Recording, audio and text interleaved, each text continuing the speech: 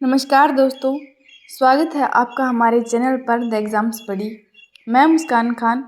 आज हम भारतीय इतिहास का एक बहुत ही महत्वपूर्ण विषय पढ़ने वाले हैं। वो है प्राकृतिक सीमाएं और सांस्कृतिक संपर्क। अक्सर विद्यार्थियों को लगता है कि पहाड़ और नदियाँ केवल प्राकृतिक सीमाएं हैं, लेकिन क्या आप जानते हैं कि इन्हीं सीमाओं ने भारत की संस्कृति, भाषा, व्यापार और सभ्यता को भी गहराई से प्रभावित किया है।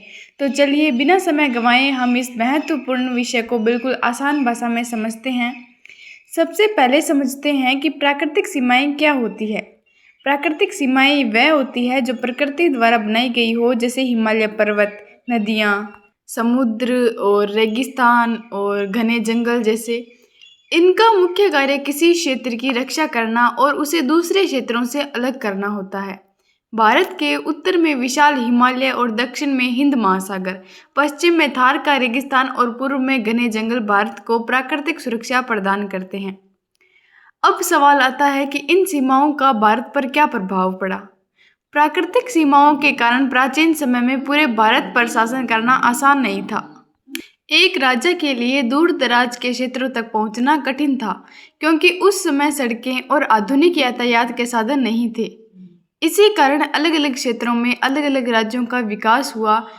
एक राजा के लिए दूर दराज के क्षेत्रों तक पहुंचना कठिन था, क्योंकि उस समय सड़कें और आधुनिक यातायात के साधन नहीं थे।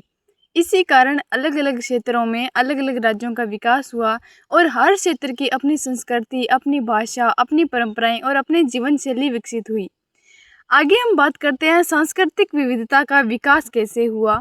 भारत में उत्तर, दक्षिण, पूर्व, पश्चिम हर क्षेत्र की भाषा और संस्कृति अलग अलग दिखाई देती है।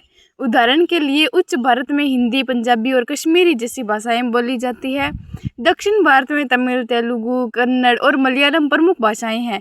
पूर्व में बंगाली, असमिया और उड़िया का प्रभाव दिखता है।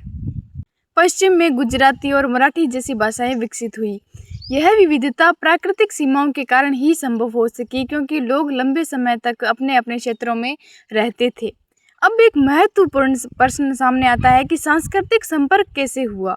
अगर प्राकृतिक सीमाएं अलग करती थी, तो फिर पूरे भारत में सांस्कृतिक संपर्क कैसे हुआ। उत्तर है व्यापार, यात्रा और धार्मिक गतिविधियों के माध्यम से। पूर्व और पश्चिम के समुद्री तटों ने विदेशी व्यापार को बढ़ावा दिया था। दक्षिण भारत के बंदरगाहों से व्यापारी अरब देशों, रोम, दक्षिण पूर्व एशिया और श्रीलंका तक व्यापार करने जाते थे। और इसी प्रकार विदेशी व्यापारी थे वो भी भारत आए, और ये केवल व्यापार के लिए ही नहीं आए, बल्कि अपने साथ नई तकनीक, नए विचार और नई संस्कृतियाँ भी लेकर आए थे। अब बात करते हैं उत्तर और दक्षिण भारत का संबंध था वो कैसा था। भारत के उत्तर और दक्षिण भागों के बीच भी लगातार संपर्क बना रहा। हालांकि उत्तर और दक्षिण की भाषाएं अलग अलग थी, लेकिन व्यापारियों, यात्रियों, संतों और विद्वानों ने दोनों क्षेत्रों को जोड़ने का काम किया था। उन्होंने एक दूसरे की संस्कृति, कला, धर्म और विचारों का आदान प्रदान किया था। अब बात करते हैं जलवायु का प्रभाव कैसा था। प्राचीन समय में आधुनिक संचार व्यवस्था नहीं थी। लोग पैदल, बैलगाड़ी या नाव से यात्रा करते थे। उत्तर से दक्षिण या दक्षिण से उत्तर जाने पर मौसम और जलवायु में भी बदलाव आता था। इन कठिनाइयों के बावजूद लोगों ने एक दूसरे से संपर्क बनाए रखा। इसी कारण भारत की संस्कृति लगातार समृद्ध होती गई। विदेशी प्रभाव के बारे में बात करें तो कई बार विदेशी शासक भी भारत आए थे, और उनके साथ व्यापारी, विद्वान, कलाकार और धार्मिक लोग भी आए। उन्होंने भारतीय संस्कृति से बहुत कुछ सीखा और अपनी संस्कृति का भी प्रभाव छोड़ा। यही कारण है कि भारतीय संस्कृति आज भी अनेक संस्कृतियों का सुंदर संगम मानी जाती है। नेक्स्ट हम बात करते हैं आर्थिक महत्व के बारे में। तो हालांकि प्राकृतिक सीमाओं ने कुछ क्षेत्रों को अलग रखा था, लेकिन व्यापार पूरी तरह कभी नहीं रुका। लोग आवश्यक वस्तुओं, धातुओं, मसालों, कपड़ों और अन्य संसाधनों के लिए एक दूसरे पर निर्भर रहते थे।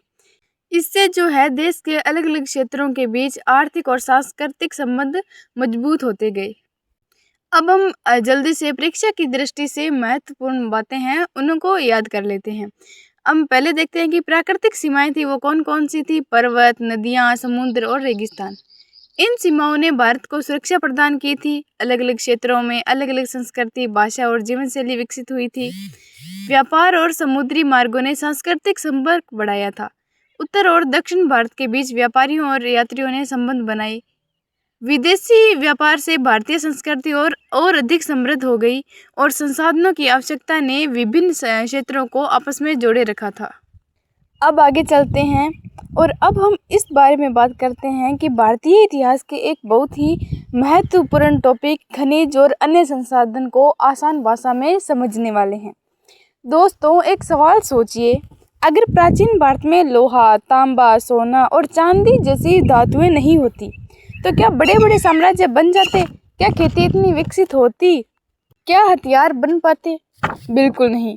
और यही कारण है कि खनिज संसाधनों ने भारत के इतिहास, व्यापार, कृषि और सभ्यता के विकास में बहुत ही महत्वपूर्ण भूमिका निभाई है। तो चलिए शुरू करते हैं खनिज संसाधनों का महत्व के बारे में।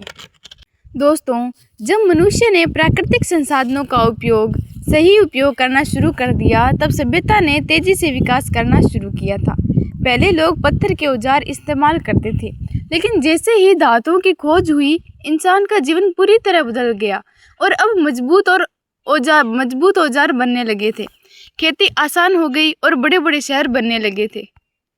और यही कारण है कि इतिहास में धातुओं को सभ्यता की रीढ़ कहा जाता है।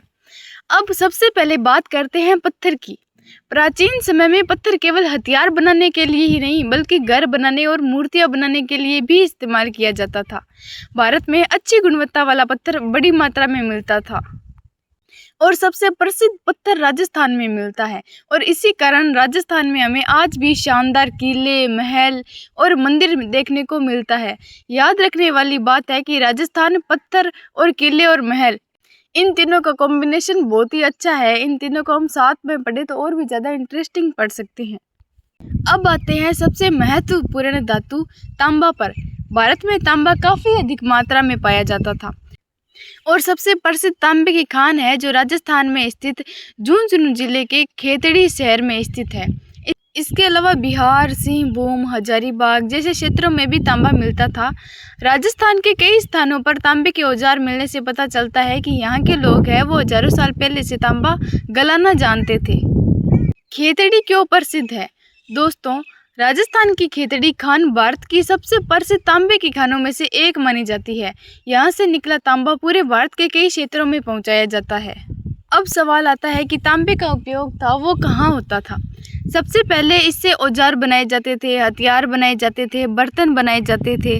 बाद में मूर्तियाँ भी बनाई जाने लगी। यानी तांबा उस समय की सबसे उपयोगी धातुओं में से एक था, ये हम जान सकते हैं। नेक्स्ट हम बात करते हैं कि कांसा कैसे बना था। अब एक और मज़ेदार बात कि क्या आप जानते हैं कि कांसा, जिनको हम ब्रॉन्ज कहते हैं इंग्लिश में, कोई अलग धातु नहीं है। ये दो धातुओं को मिलाकर बनाया जाता है। ठीक है, तांबा प्लस टीन बराबर कांसा, यानी कि तांबा और टीन को मिलाए तो कांसा बन जाता है और कांसा तांबे से ज़्यादा मजबूत होता था। वाह, ये तो अलग इंटरेस्टिंग लेवल का पता चली ये बात। इसी कारण कांसे के हथियार और औजार अधिक टिकाऊ होते थे। और यह प्रश्न कई परीक्षाओं में पूछा जाता है कि कांसा था वो कैसे बना था, तो आप बता सकते हैं तांबा और टीन को मिलाकर हम कांसा बना सकते थे। अब हम बात करते हैं टीन की। दोस्तों, आज भारत में टीन बहुत कम मात्रा में मिलता है, लेकिन प्राचीन समय में राजस्थान, दक्षिण मध्य प्रदेश और बिहार में टीन मिलता था। हालांकि भारत में इसकी मात्रा बहुत ज़्यादा नहीं थी, इसीलिए लोगों ने तांबे में टीन मिलाकर कांसा बना दिया था। यानी टीन का सबसे बड़ा उपयोग कांसा बनाने में हुआ था। अब सोचिए, अगर किसी क्षेत्र में टीन नहीं था और दूसरे क्षेत्र में तांबा था तो क्या होगा? व्यापार क्यों बढ़ा? असल में हम इस बात पर बात करने वाले हैं। दोनों क्षेत्रों के लोग आपस में व्यापार करेंगे, यही होगा। यही कारण है कि धातुओं ने केवल औजार ही नहीं बनाए, बल्कि पूरे भारत में व्यापार को भी बढ़ावा दिया था। नेक्स्ट हम बात करते हैं कांस्य युग। जब लोगों ने तांबे और टीन को मिलाकर कांसा बनाना सीख लिया, तब इतिहास में एक नया युग शुरू हुआ, जिसे हम कांस्य युग यानी कि ब्रॉन्ज एज कहते हैं। इस समय मजबूत औजार बने, बेहतर हथियार बने, खेती में तेजी आई, व्यापार बढ़ा, नगरों का भी विकास हुआ। अब हम नेक्स्ट जल्दी से महत्वपूर्ण बातों को याद कर लेते हैं। ठीक है, राजस्थान में क्या मिलता है हमें? प्रसिद्ध पत्थर।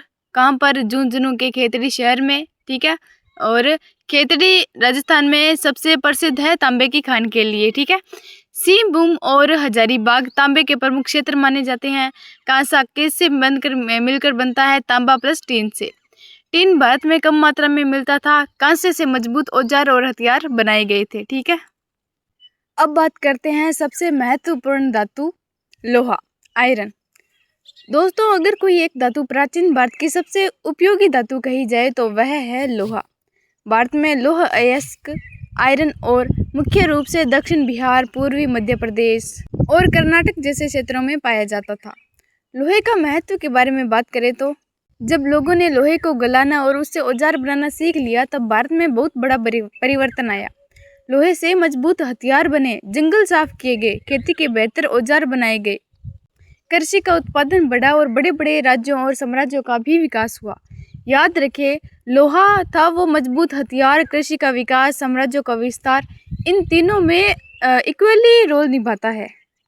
लोहे से हम बात करते हैं कि मगध साम्राज्य था वो शक्तिशाली क्यों बना था। ठीक है दोस्तों, 4वीं से 6वीं शताब्दी ईसा पूर्व में मगध के शक्तिशाली बनने का एक बड़ा कारण उसके आसपास लोहे की प्रचुर उपलब्धता भी थी। ठीक है, इसी प्रकार अवंती और दक्षिण भारत के सातवाहन शासकों ने भी लोहे का उपयोग कर अपने राज्यों को मजबूत बनाया था।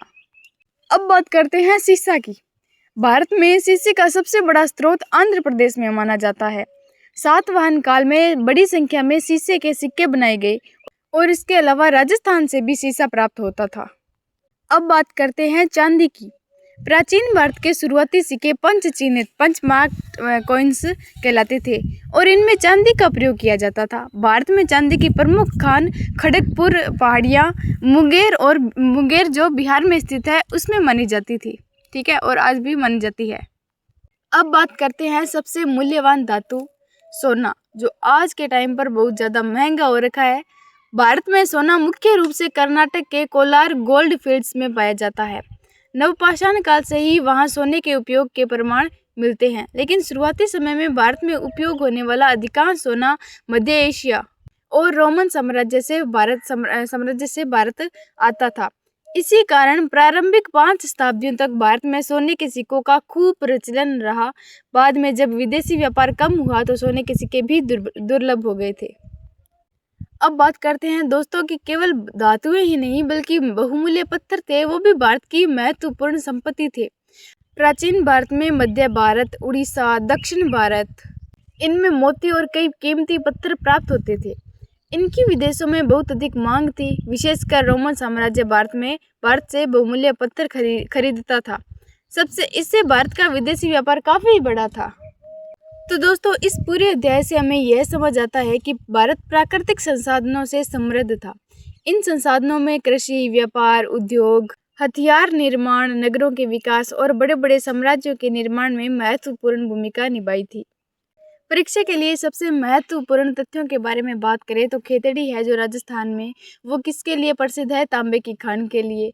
कांसा किससे मिलकर बनता है? तांबा और टीन से मिलकर बनता है। लोहा है वो कहाँ से मिला था, कहाँ का प्रसिद्ध था? तो वह है दक्षिण बिहार, पूर्वी मध्य प्रदेश और कर्नाटक। लोहे से जंगल साफ हुए और कृषि का विकास भी हुआ। मगध साम्राज्य की शक्ति का प्रमुख कारण ही लोहे की उपलब्धता थी।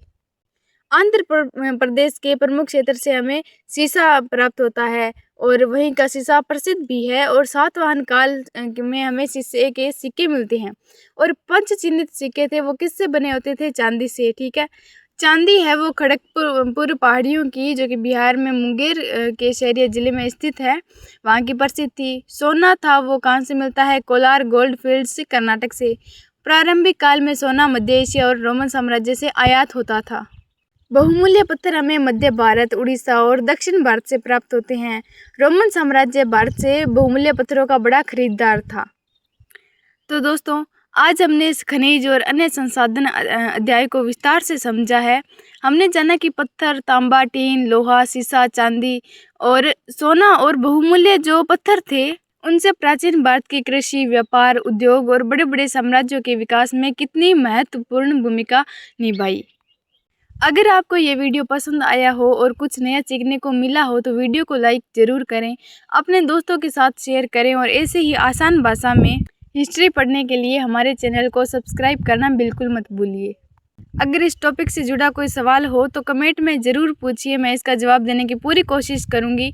धन्यवाद। मिलते हैं अगली वीडियो में एक नए और महत्वपूर्ण अध्याय के साथ। तब तक के लिए नमस्कार।